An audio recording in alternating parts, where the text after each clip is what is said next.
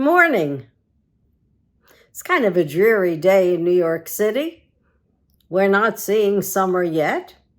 I, for one, am not too upset over that. I like it when it's a little cooler. But it's not usual temperatures here in New York either. So we'll see what happens. There's a place in Ontario called Crawford Lake. It's been there for probably 10,000 years or more, and it records what's happening on the surface of our world. Anything that happens kind of falls into this lake, winds up in the mud, and can be sampled by scientists, and is. The interesting thing about Crawford Lake, in the 50s or the 40s, they saw plutonium in there, radioactive plutonium, because we were doing underground tests. It wound up in the lake. When scientists saw it, they stopped the underground testing because they realized that what we did here in America was going over there to Ontario. We got to stop it, and we did. They saw the acid rain of the 70s. It wound up in the sediment. And what did they do? They corrected acid rain because it was corroding our cars. Really, we were making it by putting salt down on the roads, and the salt was being heated by the combustion of our lead-loving engines, and voila, we got acid rain. I know when I was at Ford, we devoted hundreds of millions of dollars to correcting corrosion. We put in phosphate baths, which were positively charged paints, and then we put in a negatively charged paint to coat it. I also know because I wound up redesigning all the sheet metal for cars and trucks so we wouldn't drag out all the new paint through the baths that we had produced. That was a big process.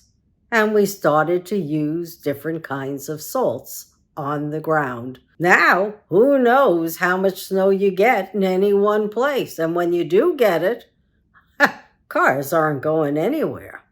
So, from 1950 on in Crawford Lake, you can now see how man has changed the surface of our planet. And you can see the devastation of the oxygen levels in the lake.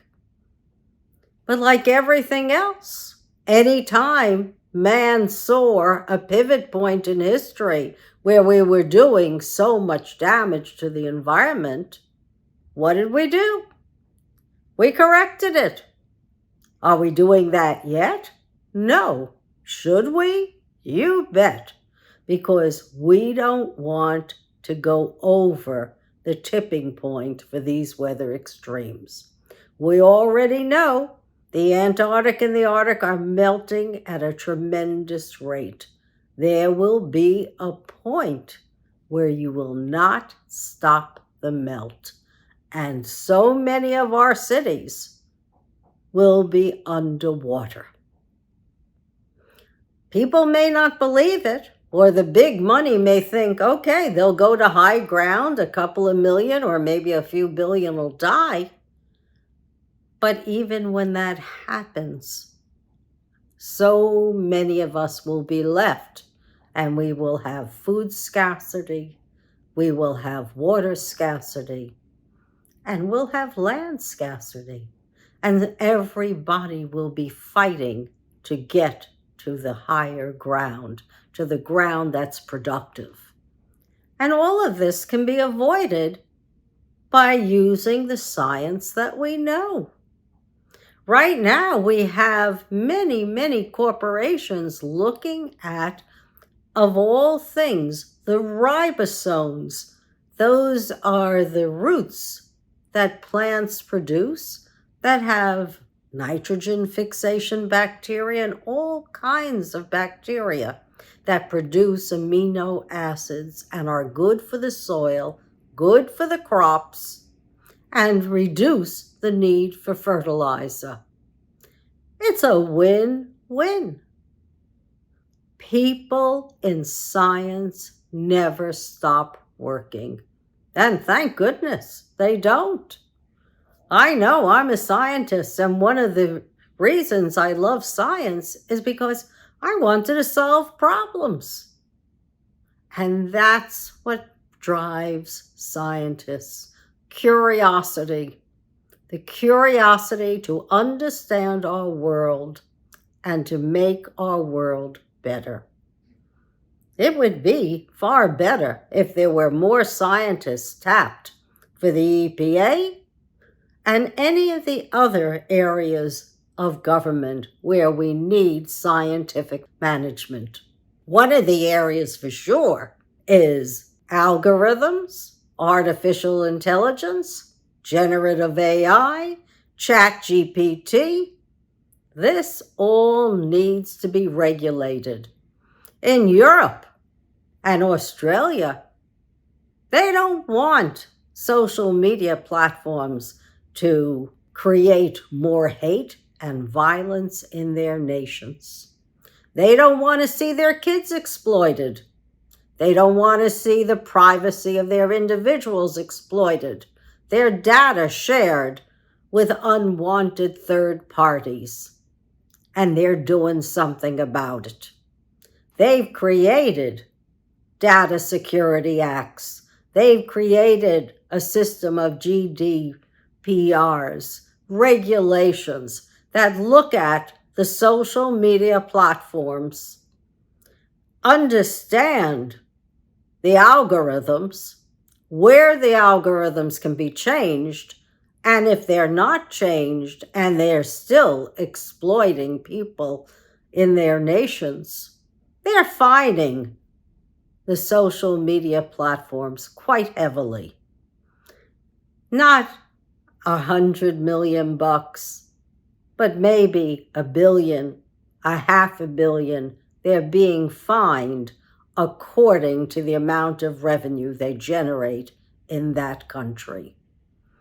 Nobody wants to accept misinformation, lies, denial of reality, because it hurts all of us. And who's paying for the majority of climate denial, of misinformation about elections? It's all coming from a few folks, most of which is the fossil fuel industry.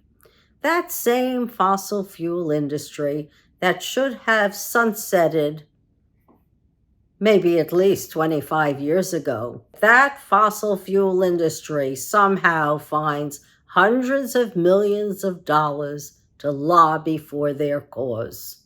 And by doing so, they don't care about democracy. They don't care about autocracy. All they care about is their own survival. So what they do to us, it doesn't matter.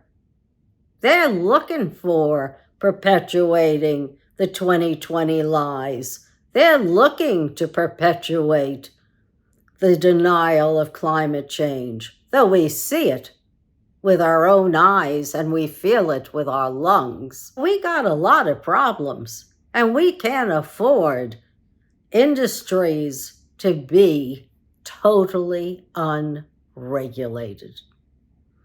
AI is nascent. It's a young industry. It has the capacity to do a lot of harm. It makes you wonder, why aren't our politicians scared over the misuse of AI? They should be. We've seen what social media does. We saw what happened when Facebook was playing around with Cambridge Analytica. We see what happens when you see Cozy Bear or whatever the bears are that are coming out of Russia. as they're hacking into our elections and getting our election data. We know what it's like to have interference in elections.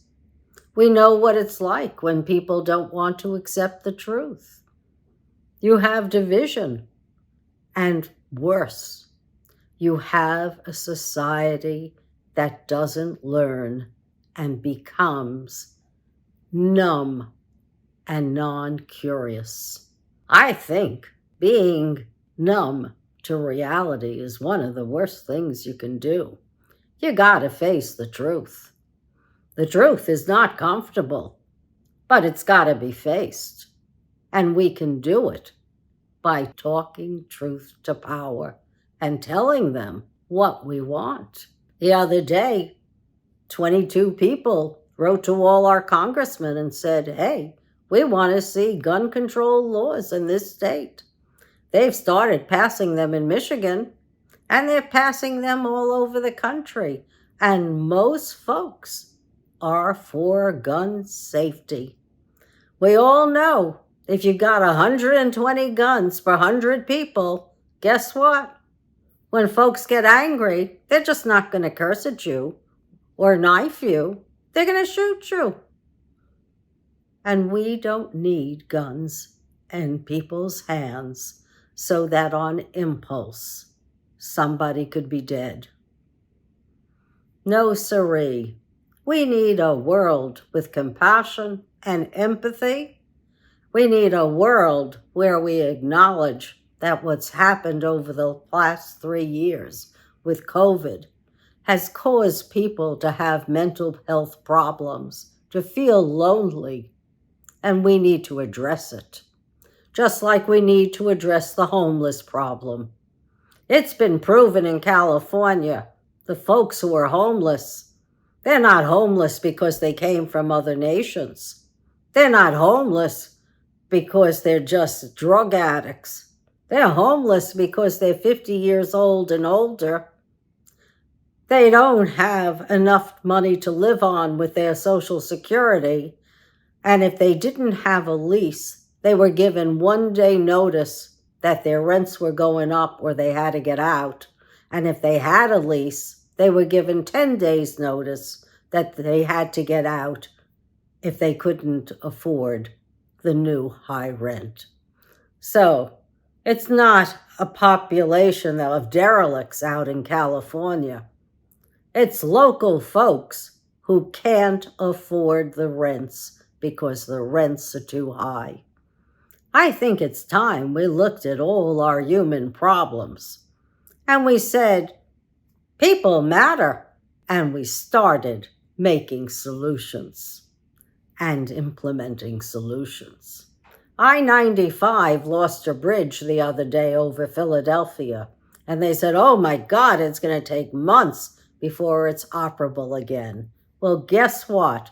2 weeks later, because that's an important artery for transportation, that bridge may not be perfect, but it's operable as of today. So when we put our minds to it and we follow the science, we can solve anything. And it's time to do that now. So that's my message for today.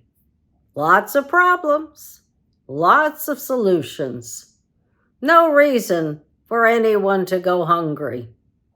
Not in America, not anywhere, if we follow the science and look to replenish our earth.